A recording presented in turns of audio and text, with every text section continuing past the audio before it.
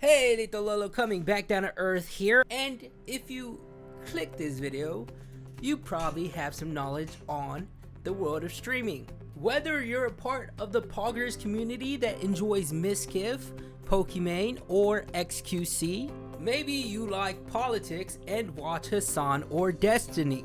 Gamer, who likes watching Tarek watch people play Valorant, or Imperial How, who shreds through hard labor workers in Apex Legends after they got off their 12-hour shift? Or are you a part of the WL community that enjoys watching Aiden Ross or Kai Cenat? Whatever you might enjoy, internet dwellers, there is one thing that is for certain, and that is the state of streaming is changing.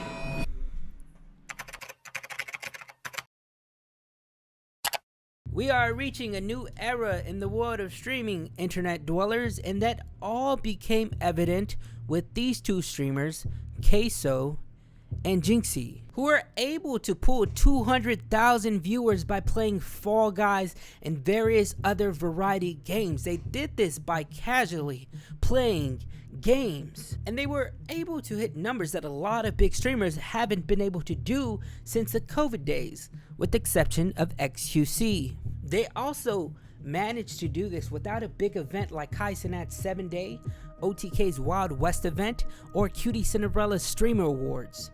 They purely did this by, it's hard to emphasize this, playing games, which means that there is still an audience for people that enjoy this type of content, but it was no longer in the place where everybody thought.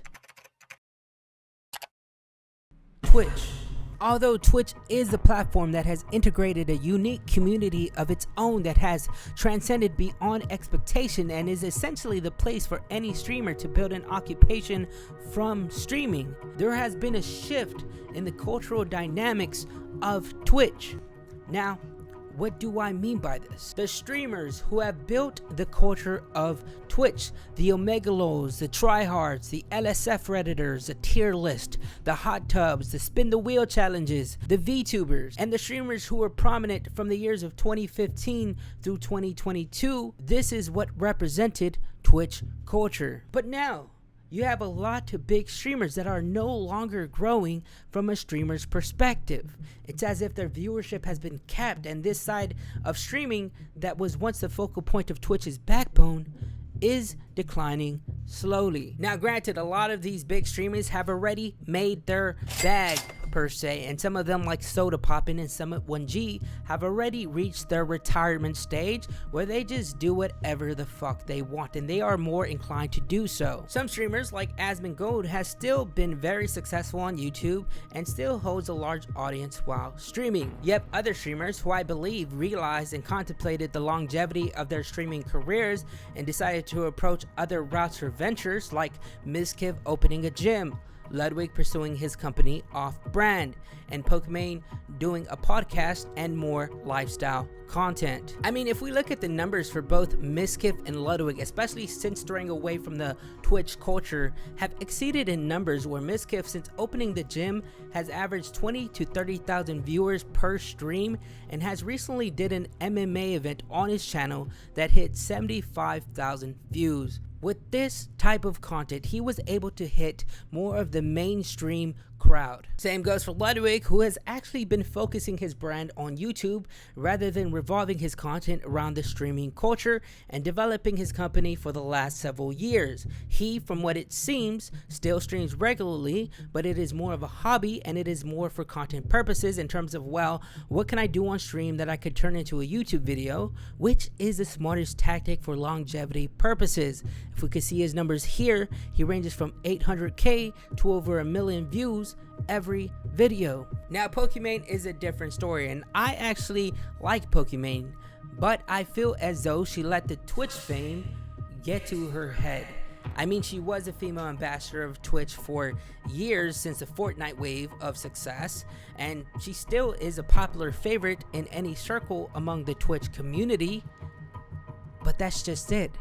Pokimane is a streamer's streamer, but she's not and has never been a mainstream success. And after seeing her numbers in these two videos with GQ and Wired, An epiphany hit me like my grandma smacking me in the head after falling asleep in bingo. Pokimane isn't as successful as the Twitch community the culture has led us to believe. The community, the Twitch orbit, although seems massive when you're in it, is only a small fish in an ocean where killer whales and sharks reside. It made me realize that the scope of this side of the internet is no longer viable if you look at the bigger picture. The COVID days are over, and the orbit is no longer as big as it once was within the culture of streaming. Because if Pokimane, who still is one of the biggest and most well-known streamers aside from Valkyrae or Ninja, isn't at least hitting 500k views in a realm that doesn't revolve around Twitch, then what about everybody else? Now, I'm not saying that the culture of streaming is going to die anytime soon, but I do believe that there is a limit, similar to like when you go to a restaurant and there's like a capacity of 100 people. That's like the Twitch culture, right? It's like it's hit its max for right now, as of now, right? Who knows about the future? Who knows about what can open up in terms of societal possibilities? But as of now, that's not the case. In comparison to other platforms like YouTube, their capacity is like a Madison Square Garden, which is probably the main reason YouTube stopped investing so much money into streamers after the COVID decline, because they no longer saw the financial opportunity. So where does this money lie? And how does this connect with Jynxzi and Queso? TikTok is fundamentally the most successful platform in the world right now. With its shorts and flawless For You page that is able to captivate the viewer's attention, the creators have flourished in creating an app that millions would enjoy. A lot of TikTokers on there have seen both massive growth and success, to the point that other platforms like Instagram and YouTube have both invested into shorts, implementing it in their own algorithm. On that app, as of now, there is no cap to how much you can grow. This isn't Madison Square Garden. This is the fucking world. And both Queso and Jynxzi have succeeded in building their brand on TikTok, with both amassing over an accumulative of 10 million followers with their funny and viral clips. These two haven't even reached their peak yet and are still growing extensively. An interesting side note is that Jynxzi was the most #1 subscribed streamer for a year on Twitch and was still not recognized or known in the Twitch community, only emphasizing how out of touch the Twitch streaming world really is. But that only showcases how different Jynxzi's come up was in comparison to other streamers. It wasn't your typical I have to make friends in the streaming world to build an audience, although that still is a tactic that is heavily utilized to this day. He did so with his charismatic personality, him building his brand from his rage clips, his skill in Rainbow Six Siege, and him posting on TikTok. Queso approached it in a similar fashion, with some of his 2K clips hitting viral success. He then transitioned into variety, clipping his most comedic and unique clips and posting them onto TikTok, garnering him millions of views. This would then bring viewership into their Twitch channels, which then brings us to today. Jynxzi has been consistently averaging 114,036 viewers, and Queso has been averaging 63,282 viewers. These two have been paving the way for quite possibly a new era of streaming that is more heavily associated with the WL and what people on the streaming side of the internet call the normie community, where the community is not centered around spamming emotes, but instead spamming W's and L's. We've seen it with Kai Cenat and Adin Ross, who have hit more mainstream success than any other streamer in the history of streaming, aside from Ninja. And a lot of the reason being is because of their connection with rappers and hip-hop artists that are a part of a broader population. This has opened up their range to more than just the confines of the Twitch community. When this happened, these creators no longer needed to solely rely on their connections with the people associated with the Twitch culture. And this is when change became noticeable over the horizon. And these streamers who were a part of this smaller community eventually experienced exponential growth to the point that they even outgrew the orbit of the Twitch culture. Now their scope is even more massive, and for the most part has no direct correlation with the OG streamers who paved the way for Twitch. Jynxzi and Queso fall under the WL category, where Jynxzi has been doing a lot more collaborative content with this side of the internet, only to further amplify the orbit of this community. Do you see the bigger picture? Do you see what I'm painting in your head?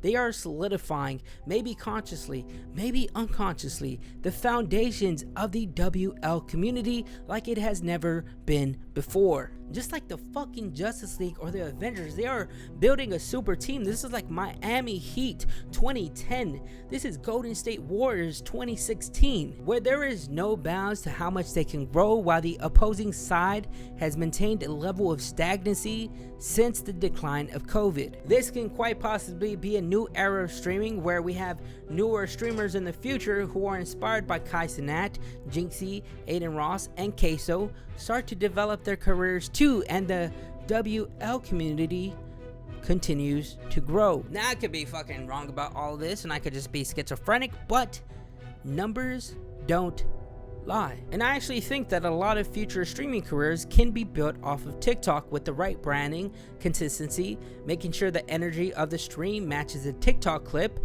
I think this is where streamers can truly thrive, and I don't think Jynxzi and Queso will be the only streamers that will suddenly blow up in the upcoming years. This might be a trend, and we might see creators that we have never seen before on the platform randomly spawn out of nowhere.